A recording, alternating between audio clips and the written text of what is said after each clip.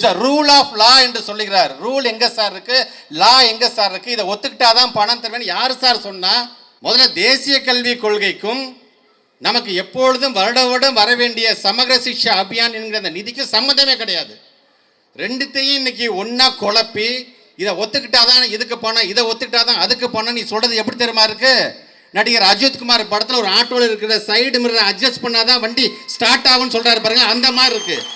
ஆக எதுக்குமே அர்த்தமே இல்லாம உன்னுடைய கொள்கையை திணிக்க வேண்டும் என்கிற விதத்தில் நீ அதை செய்து கொண்டிருக்கின்றாய். இது என்ன உங்க அப்பா விட்டு பணமான்னு கேட்டதுக்கு பொத்துக்கிட்டு வந்துச்சு உங்களுக்கு அந்த கோபம். இன்றைக்கு நாங்க கேட்கிறோம், இது உங்களோட அப்பா விட்டு பணமா? எங்களுடைய 2151 கூட தயவு செய்து எங்களுடைய பணம் கொடுங்க. கிட்டத்தட்ட 43 லட்சம் பிள்ளைகளுடைய எதிர்காலம் இருக்கின்றது.